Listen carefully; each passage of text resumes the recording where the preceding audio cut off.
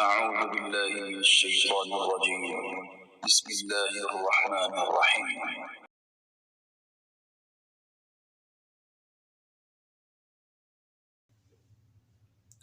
الحمد للہ رب العالمین والصلاة والسلام علی رسولہ الکریم۔ گزشتہ آیات میں اللہ رب العزت نے بنی اسرائیل کو چند کاموں سے منع کیا تھا اور انہیں حب جاہ اور حب مال کا علاج بھی بتلایا تھا کہ نماز اور اللہ کے ساتھ تعلق کے ساتھ اپنی ان بیماریوں کا علاج کرو۔ ان آیات میں اللہ رب العزت بنی اسرائیل کو مزید تنبیہ کر رہے ہیں، مزید اپنے احسانات، اپنے انعامات یاد دلا کر بنی اسرائیل کو اس بات کا احساس دلا رہے ہیں کہ اللہ رب العزت نے تمہیں ایک عزت اور شرف بخشا ہے، تمہیں ایک مقام بخشا ہے۔ تمہیں چاہیے کہ اللہ رب العزت کے اس دیے ہوئے دین کو، اس قرآن کو، اس نظام کو تسلیم کر لو۔ ارشاد باری تعالیٰ ہے، یا بنی اسرائیل اذکروا نعمتی التی انعمت علیکم وانی فضلتکم علی العالمین، کہ اے بنی اسرائیل کے لوگوں، میرے احسانات کو یاد کرو جو میں نے تم پر کیے ہیں، اور میں نے تمہیں ایک جہان والوں پر عزت اور مقام دیا ہے۔ اس زمانے کے اندر جتنے بھی لوگ تھے، جتنے بھی اقوام کے اندر انسان بسا کرتے تھے، اللہ رب العزت نے ان یہودیوں کو، ان بنی اسرائیلیوں کو ان میں سے سب سے زیادہ شرف اور مقام بخشا تھا۔ اس کی ایک وجہ یہ تھی کہ اس بنی اسرائیل میں اللہ رب العزت نے 4000 پیغمبر مبعوث کیے تھے۔ جس خاندان میں ایک پیغمبر آ جائے تو ان کا مقام، ان کا سر فخر سے بلند ہو جایا کرتا ہے۔ تو جس خاندان میں 4000 پیغمبر ہوں، ان کے مقام اور عزت اور شرف بہت ہی بلند ہوا کرتا ہے۔ تو انہیں اپنی اس بات پر ناز تھا کہ ہمیں 4000 پیغمبر ہمارے خاندان میں بیچ کر ہمیں عزت اور مقام دیا گیا ہے۔ اور اس کی ایک وجہ یہ بھی تھی کہ اللہ رب العزت نے ان کے خاندان کو تقریباً 4000 سال تک بادشاہت اور نبوت سے نوازا ہے۔ یعنی ان میں ایسے انبیاء بھی آئے ہیں جو بادشاہ بھی تھے اور نبی بھی تھے۔ حضرت سلیمان علیہ السلام کو اللہ رب العزت نے جہاں نبوت عطا فرمائی تھی، وہاں اللہ رب العزت نے ایک بڑی شہنشاہیت والی حکومت بھی عطا کی تھی۔ تو اللہ رب العزت فرما رہے ہیں کہ انی فضلتکم علی العالمین، کہ اے بنی اسرائیل کے لوگوں، یاد رکھو کہ میں نے تمہیں کتنے عزت اور مقام اور شرف دیا تھا ان دنیا والوں پر، لہذا تمہارا اس رویہ اختیار کرنا، یہ سرکشی اور بغاوت کا طریقہ اختیار کرنا، یہ کسی طرح بھی مناسب نہیں ہے۔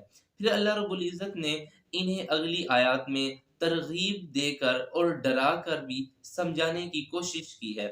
اللہ رب العزت نے ان کے سامنے قیامت کا منظر بیان کرتے ہوئے یہ فرمایا ہے کہ وَاتَّقُوا يَوْمًا لَا تَجْزِي نَفْسٌ عَن نَفْسٍ شَيْئًا، کہ اس وقت کو یاد کر لو۔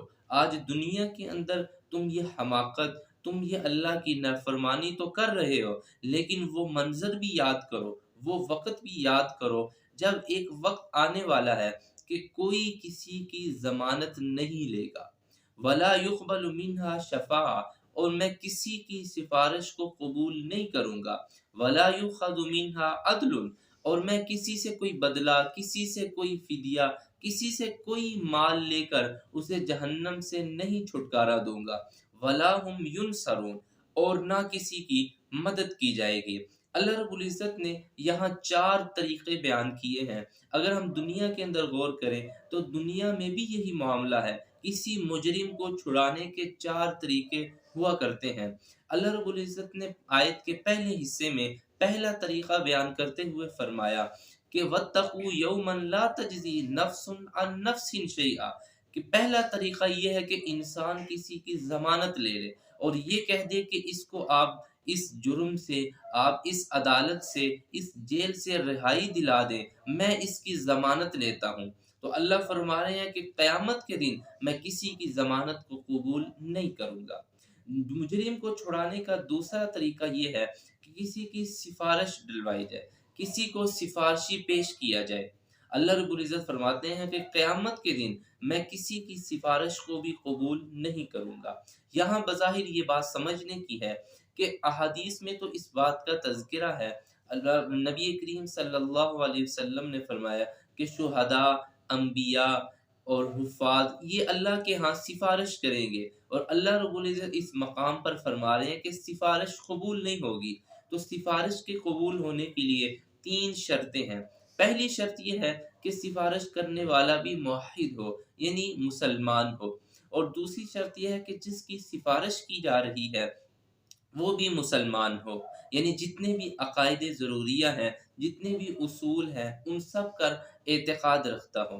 اور تیسری شرط یہ ہے کہ اجازت سفارش اللہ کی اجازت کے ساتھ ہو۔ تو جب یہ 3 شرطیں پائی جائیں گی تو پھر اللہ رب العزت کی طرف سے سفارش کا پروانہ جاری ہوگا۔ لیکن اللہ فرما رہے ہیں کہ جو آدمی بھی گناہ گار ہے، جو آدمی اصول دین سے ہٹ گیا ہے، جس کے عقائد فاسد ہیں، جو پیغمبر کی صداقت کا منکر ہے، جو قرآن کا منکر ہے، جو دیگر عقائد کا منکر ہے، ان کی سفارش کل قیامت کے دن کسی کی سفارش ان کے حق میں قبول نہیں کی جائے گی۔ تو مجرم کو چھڑانے کا دوسرا طریقہ کہ اس کی سفارش کر کے اسے چھڑا لیا جائے۔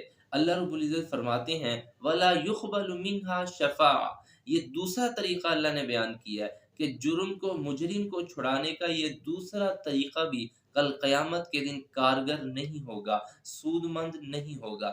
مجرم کو چھڑانے کا تیسرا طریقہ وَلَا يُؤْخَذُ مِنْهَا عَدْلٌ، تیسرا طریقہ یہ ہے کہ انسان دولت دے دے، پیسہ دے دے، رشوت دے دے، مال خرچ کر کے مجرم کو چھڑا لیا جائے۔ دنیا کے اندر بھی یہ مناظر دیکھنے میں آتے ہیں کہ پیسہ دے کر، رشوت دے کر مجرم کو چھڑا لیا جاتا ہے۔ تو اللہ رب العزت نے تیسرے طریقے کی بھی نفی کر دی ہے کہ کل قیامت کے دن یہ تیسرا طریقہ بھی مجرم کو نہیں چھڑا سکتا۔ میں کسی سے کوئی دولت، کوئی پیسہ، کوئی قبول نہیں کروں گا کہ مجرم کو اس کے بدلے چھوڑ دیا جائے۔ اور چوتھا طریقہ جو دنیا میں بھی رائج ہے وَلَا هُمْ يُنْصَرُونَ، کہ طاقت کے زور پر، اپنی قوت کے زور پر، جتھے کے طور پر کسی مجرم کو چھڑا لیا جائے، اپنی دہشت اور رعب اور دبدبے کے ذریعے کسی مجرم کو چھڑا لیا جائے۔ اللہ رب العزت فرماتے ہیں کہ یاد رکھو قیامت کے دن یہ چوتھا طریقہ بھی کام نہیں آئے گا۔ تو اللہ رب العزت چاروں طریقوں کو بیان کرنے کے بعد انہیں اس بات کا احساس دلا رہے ہیں، انہیں ترغیب دے رہے ہیں، انہیں اس بات کا احساس دلا رہے ہیں کہ قیامت کے دن تمہیں کسی قسم کا کوئی مددگار، کوئی سفارشی نہ ملے گا، لہٰذا دنیا ہی میں اس نبی کی صداقت کا، اس قرآن کی صداقت پر ایمان لے آؤ، دنیا اور آخرت کی کامیابی کی ضمانت مجھ سے لے لو۔ اگلی آیت میں اللہ رب العزت نے اب ان انعامات کی تفصیل بیان کرنی شروع کر دی۔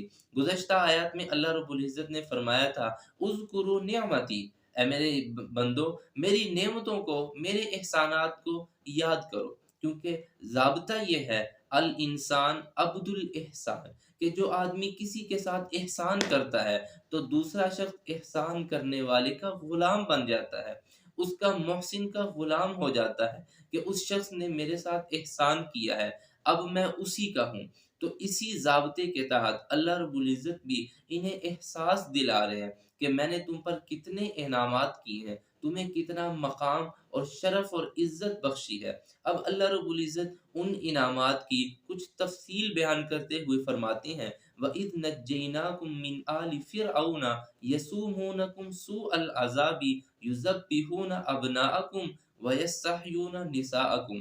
اللہ فرماتے ہیں دیکھو یاد کرو، تمہیں وہ وقت یاد نہیں جب تمہیں بنی اسرائیل کو یہ طرح طرح کے عذاب دیے جاتے تھے، جب تمہیں فرعون اور اس کے لاؤ لشکر کے لوگ، اس کے خاندان کے لوگ، یہ قبطی لوگ تم پر ظلم کیا کرتے تھے، اور ظلم بھی کتنا گنونا کیا کرتے تھے، تمہارے بچوں کو تمہارے سامنے ذبح کر دیتے تھے اور تمہاری بچیوں کو زندہ چھوڑ دیتے تھے۔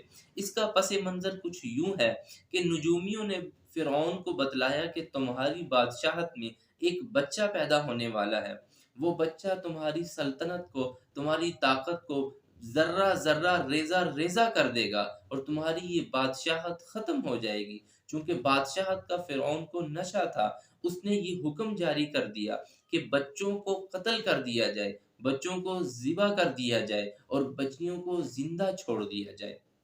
تو اللہ رب العزت فرما رہے ہیں کہ تمہیں وہ وقت یاد ہے کہ کتنی سخت آزمائش سے تم گزر رہے تھے، اس نے کتنا ظلم تم پر ڈایا تھا۔ علماء نے لکھا ہے، شاہ عبد العزیز رحمۃ اللہ علیہ فرماتے ہیں تقریباً 12,000 بچوں کا وہ قاتل تھا۔ علامہ بونی رحمہ اللہ شمس المعارف بہت بڑے عامل تھے، وہ فرماتے ہیں تقریباً 70,000 بچوں کو اس نے یوں ذبح کروایا تھا، اور بعض علماء نے فرمایا کہ اس سے بھی تعداد مزید بڑی ہوئی تھی۔ 90,000 حمل عورتوں نے گرا دیے تھے کہ کہیں اس بات سے کہ بچہ نہ ہو جائے اور اس کی وجہ سے ہماری نگاہوں کے سامنے انہیں ذبح کر دیا جائے۔ اکبر الہ آبادی نے فرعون کے اس طرز عمل پر طنزیہ اشعار کرتے ہوئے ایک بڑی خوبصورت بات کی ہے، یوں قتل سے بچوں کے وہ بدنام نہ ہوتا، یوں قتل سے بچوں کے وہ بدنام نہ ہوتا، افسوس کہ فرعون کو کالج کی نہ سوجی۔ تو فرعون نے بہت ظلم ڈایا۔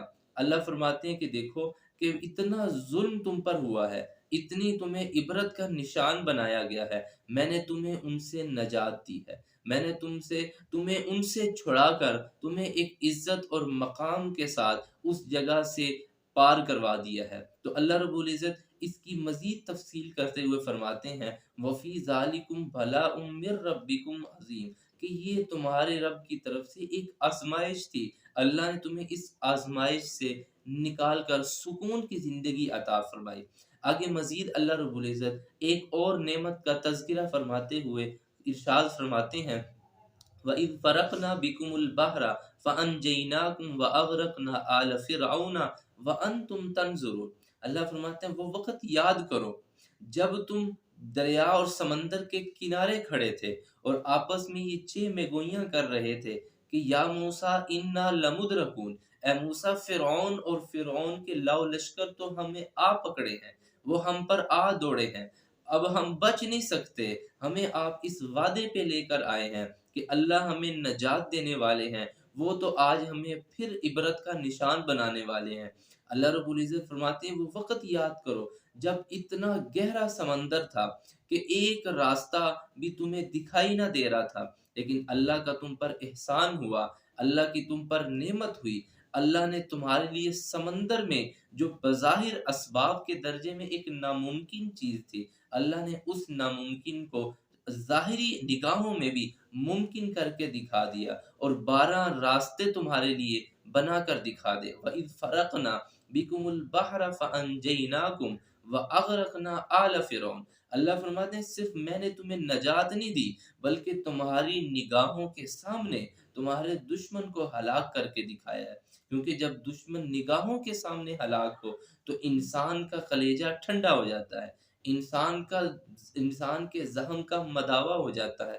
تو اللہ رب العزت انہیں کچھ ترغیب دے کر، کچھ ترہیب سے اور کچھ اپنے انعامات کی تفصیل یاد دلا کر یہ احساس دلا رہے ہیں۔ یاد رکھیے سامعین گرامی، اللہ رب العزت قرآن پاک میں اپنے انعامات احسان جتلانے کے لیے کبھی بھی نہیں عرض کرتے، لیکن صرف انسانیت کو احساس دلانے کے لیے کہ اے میرے بندو احساس کرو جس خدا نے، جس رب نے تمہیں یہ وجود بخشا ہے، تمہارے لیے بقا کا انتظام کیا ہے، تمہاری ضروریات کا خیال رکھا ہے، اتنی نعمتیں تم پر کی ہیں، تو اس کا حق یہ ہے کہ اب اس کے کلام کی صداقت پر یقین لے آؤ، اس کے پیغمبر کو سچے دل سے تسلیم کر لو، اس کے احکامات پہ 100% عمل پیرا ہو کر دنیا میں بھی اور آخرت میں بھی کامیابی کی ضمانت لے لو۔ اللہ تعالیٰ ہمیں سمجھنے کی، عمل کرنے کی توفیق عطا فرمائے۔ وآخر دعوانا ان الحمد للہ رب العالمین۔